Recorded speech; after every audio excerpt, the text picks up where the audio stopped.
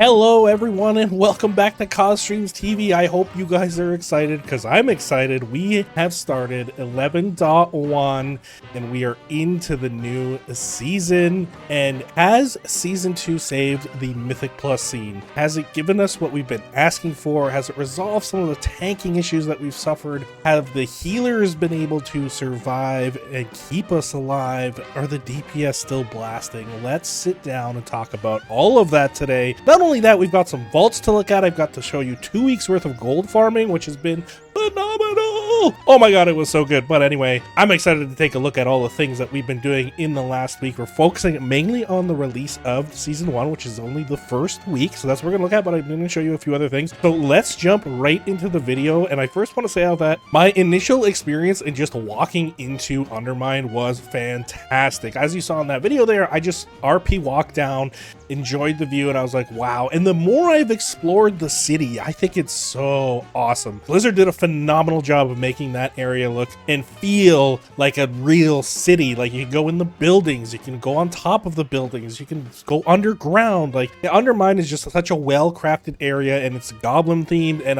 that's another thing. I think that's a great choice as well. I think they did a fantastic job picking goblins as the theme. I don't know how this all lines up into the story, but it doesn't matter. It was amazing to go through. So I do think 11.1 is off to a fantastic start. But let's not waste any time. Let's jump into the game and talk about what we've been doing, how the season's been going, how has raid been going, and we're going to look at some vaults here shortly. I'm going to start off by first taking a look at our item level. We are currently 642.25. Last minute, we're actually asked to swap from our monk. Initially, as you guys knew, I was supposed to play my Brewmaster monk for season 1. That was going to be my main in 11.1. And 2 hours before raid, I actually got asked if my Death Knight is still in a state where I could bring him to raid on the Tuesdays. So no joke, 2 hours before raid, I logged into my Death Knight. I started doing as much as the campaign as I could. We did a couple Mythic Plus dungeons just before raid, but overall, yeah, he was only 634. The monk was 639. He was a little more ready. I did all of the campaign on the monk. I had all the weathered crest and all that stuff ready to go. And yeah, of course, just 2 hours before raid, I was asked to bring the Death Knight. So I had to kind of get out of the mindset of playing monk. The one thing I am really happy with is that I went back and got the Cyrce Circlet on all of my tanks, meaning if I had the swap, I was ready for that, so I didn't have to grind that out, which let me go right into Mythic Plus. So with that, we start the season at 642.25 after week 1.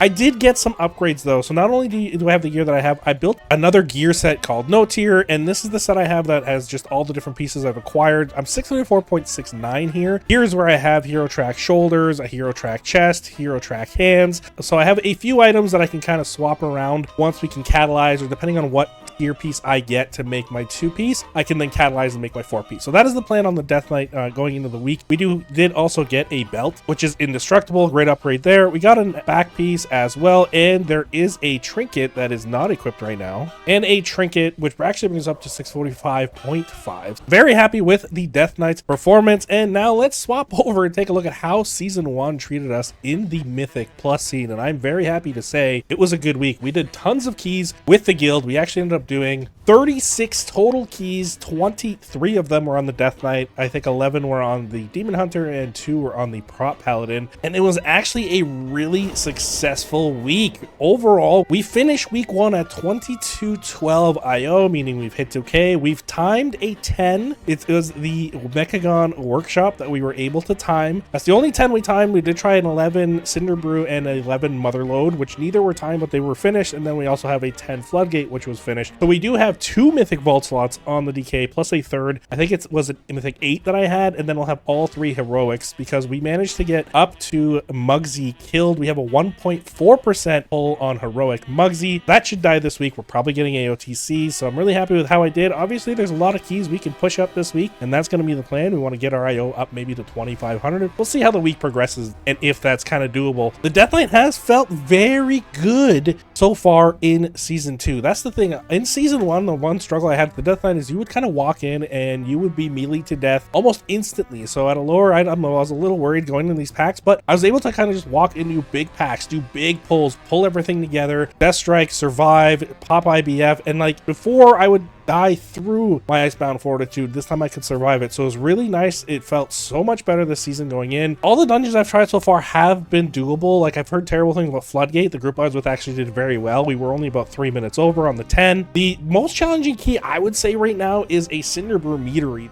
So let's now jump into the game. We're going to take a look at how the Death Knight's doing. We are in Unholy Spec. I made sure of that, as always. So let's open our vault, take a look at what he gets. We may have to do some simming to see what this looks like. So let's first take a look at our heroic vault slots. We have a wrist, which we already have. I like the stats on mine better. We have the headpiece, which would be a significant upgrade. It also comes with leech. And then we also have a finger verse mastery with 1 luck. This is actually really nice ring.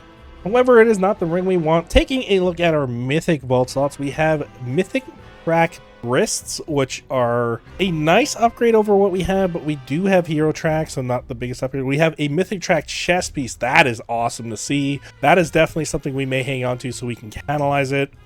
And then in our heroic vault, of course, we get the tier piece. I guess I should have done 4 more 10s. That just feels so bad. So I could have taken this piece here if it wasn't a hero track. I would be better off taking this and catalyzing it. All right, so I'm really torn. I think I'm just going to take the chest and catalyze it and then worry about anything after. It's not a tier mythic track piece, but it is a mythic track piece. So that is what we're taking. And the DK starts with a 10 Cinderbrew meteorite.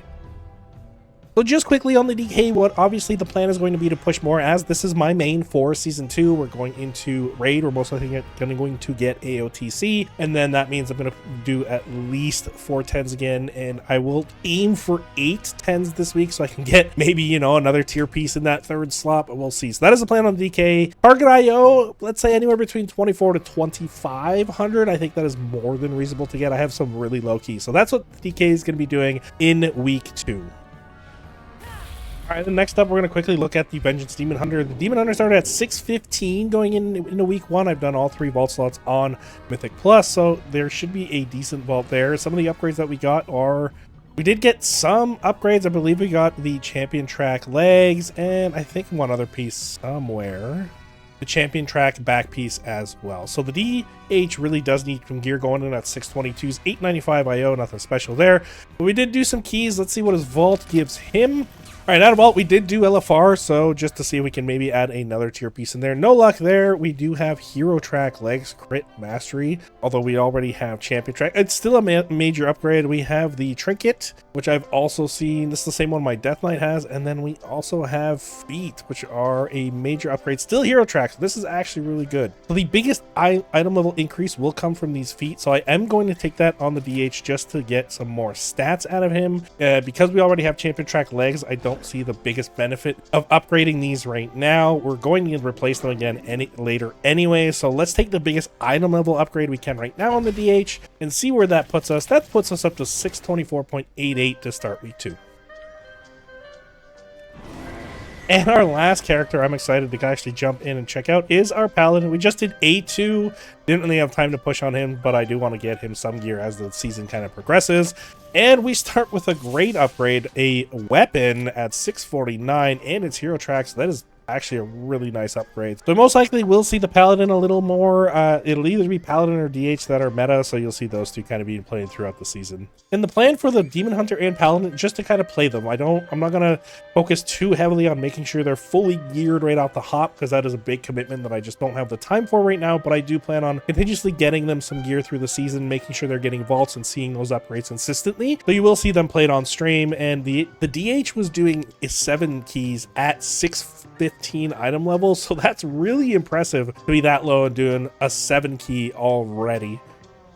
And next up, let's jump in and talk about the one mount we got, and this is the mount that you get from Keystone Hero. It is the Crimson Shredder Tank. I really like this mount. I think it looks really cool. The detail is very impressive, and the mount special of it kind of turning into a motorcycle is sweet. Maybe they'll turn this into a drive car later. I think that's a pretty cool idea, so really happy with this mount. It's the only one we got. There's a few in the trading post. We'll take a look at those next week, but for now, this is the only mount we got this week from Achieving Keystone Hero. And for our gold farming update on the screen, I'm going to show you guys how we did in the preseason week, so like the official week 1 of the patch release, and how we actually did in week 1 of season 2. We had significant sales those weeks and well over 500,000. So on the preseason week, we scored a total of 662,455 gold. We sold some amazing high ticket items, and that continued into the following week where we gathered 650,325k gold. So in total, in the first 2 weeks of season 2, we were able to auction off 1.2 million gold, and that is the most I've made in a 2-week period ever. So unfortunately, due to the season, I'm going to be kind of, pushing content. So farming some of the 5-man groups that I've done to get those big ticket items I won't be able to do, because you got to sit around for about an hour, sometimes 2 hours, to get lucky enough to get the items you need. But I'm very happy with those numbers for the first 2 weeks of the War Within season 2, and we will continue that, just kind of picking off rares and stuff like that throughout the season.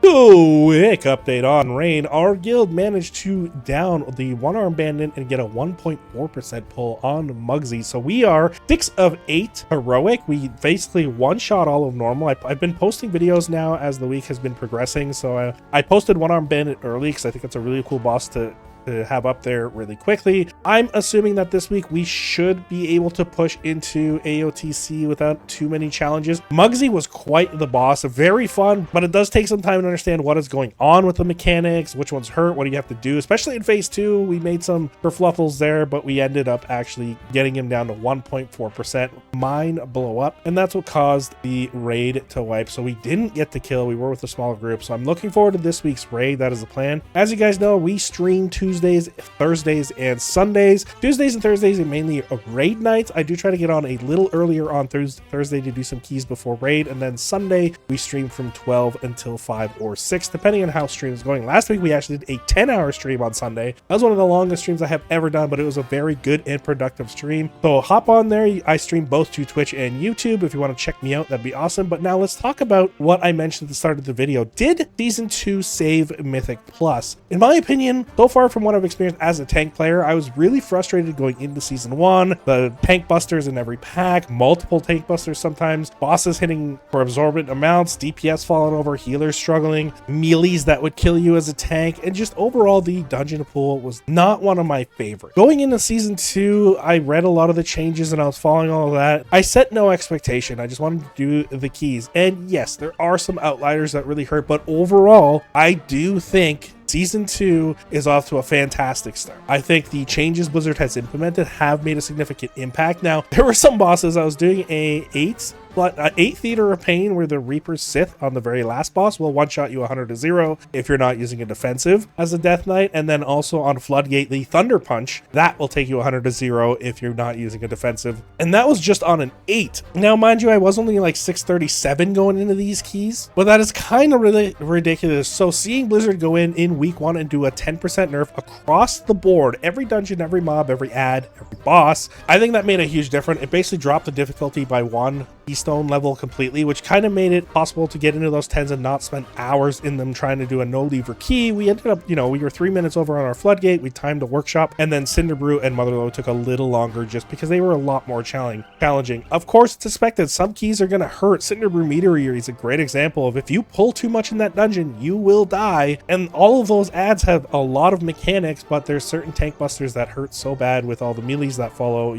It's not worth pulling entire rooms at a time, at least not right now with my gear being lower, but we're able to have fun in these keys. Most of these dungeons have nice big pulls where you can do a ton of DPS. Workshop, the first pull, you can triple it. I've been tripling the first pull in Workshop, and that has been successful. For the most part, I've had, on the 10, we actually had a wipe. I got hit by a blade into a bomb, I died, and then the group wiped, and all the bombs went off, which was okay, because we didn't have to deal with the detonates. But overall, so far, there's no dungeon that I've tried that I absolutely hate going to. That was the thing about last season. Like, there's dungeons earlier early on that I did not want to see. I think Cinderbrew Meteor is the one that's going to be a bit of a struggle. The bosses need a lot of coordination. The IPA boss really needs a nerf or a cap on how many ads it can spawn because it's just infinite. And then the B boss just does exorbitant amounts of energy. I think a lot of these issues will get resolved as we start seeing some gear. Most people are still in this like 650, maybe 655 range. So I can see that improving. We can see us getting into higher keys. So I am very happy with how season 2 has kicked off. The raid is phenomenal. Mythic Plus feels good. And I've been successfully pushing with the guild. So I am looking forward to more weeks in season 2, pushing content, trying different tanks, and seeing how far we can get our IO. Definitely going to aim for that 3K and definitely looking to get CE. So I hope you guys have had a fantastic start to season 1. I'll catch you guys on the next one. Let me know down in the description below how your week has been going. Have you tried Mythic Plus? What are your thoughts on raid? What is your plan for season 2? What is your main? Did you change your main this season? Let me know down in the description below. I will talk to you guys in the next one. Peace out, everybody.